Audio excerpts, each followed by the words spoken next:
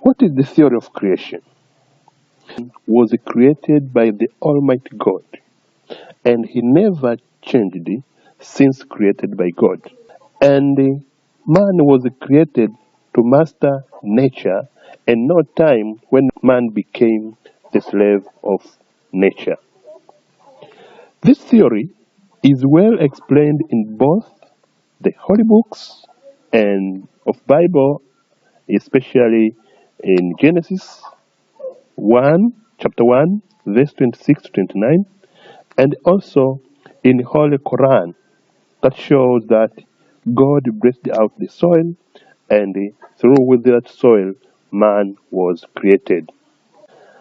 The other contradictory theory is the theory of evolution that was developed by Charles Darwin in 19th century, and this theory states that human beings are subject to gradual changes in their genetics and physical makeup.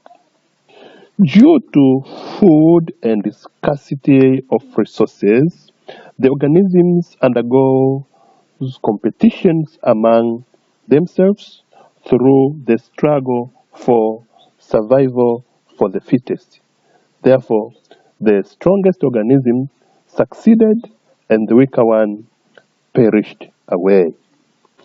Dear students, from the two theories discussed, if I could ask you, which one will you buy if you were asked to select one? Another question to ask yourself, what is the evolution of man? The evolution of man refers to all changes taken in the development of man in different stages. Historians have made countless researches regarding to the evolution and the origin of man. Through that researches, they come up with the different process of evolution of man in which passed through the following stages. Number one is Australopithecines. Number two is Homo erectus. Number three is Homo habilis. And number four is Homo sapiens. Australopithecus africanus, commonly known as Zinjanthropus or the nutcracker. This is one among the earliest discovery of evolution of man that lived between 175,000 million years ago. Zinjanthropus had a very big skull with a small brain capacity of about 550 to 600 cranium capacity. According to literature, Zinjanthropus' weight was about 68 kg. Zinjanthropus was discovered in East Africa, especially in Tanzania, in the common places called Olduvai Gorge. This was done by the great effort of Dr. Leakey and his wife Mary, who made researches and come up with this kind of evolution of man. The other stage is Homo habilis. Homo habilis lived from approximately 2.5 to 1.5 million years ago.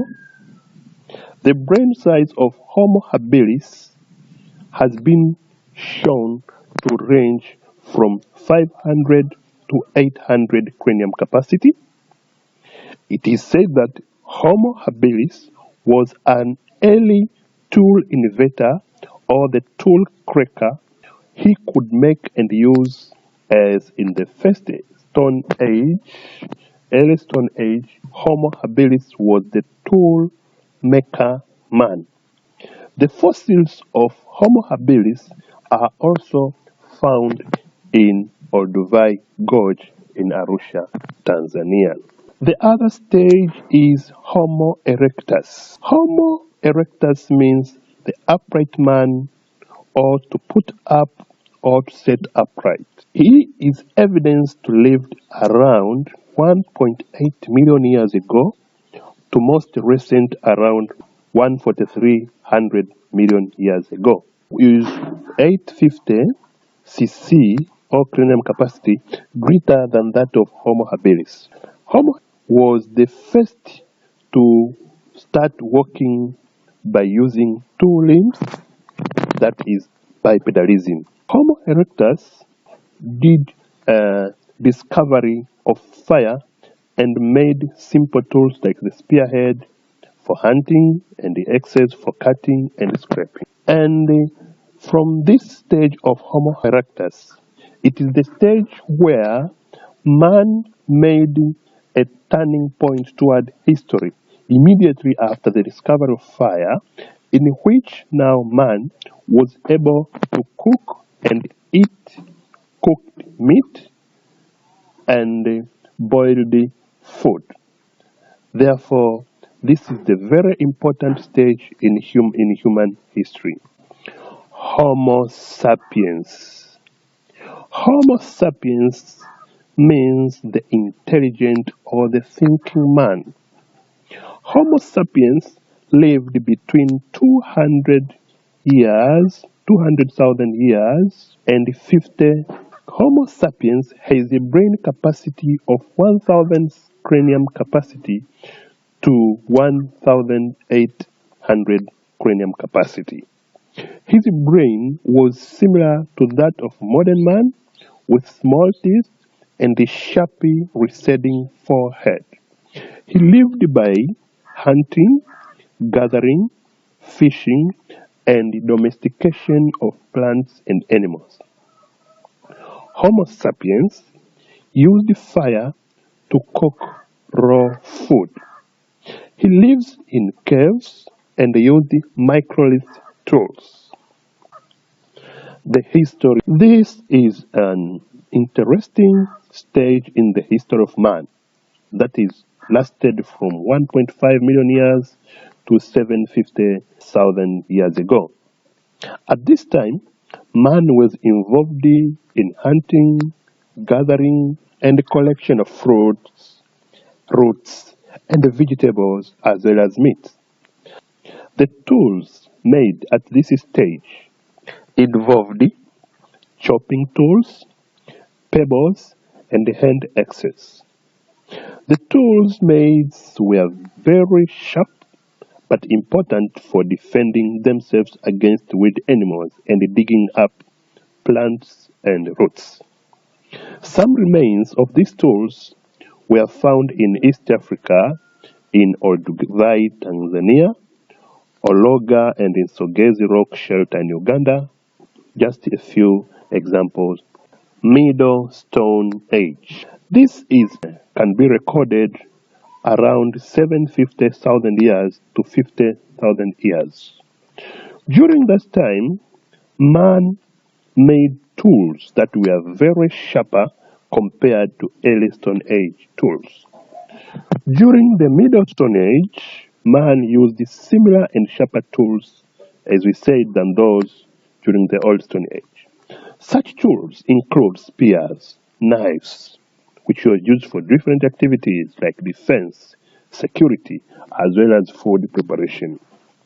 During this stage, fire was discovered as a result of man started to eat roasted food, and the discovery of fire made turning point toward history of man, as now he was able to protect himself by making big fire across the caves or the places that man lived to protect, especially from dangerous animals.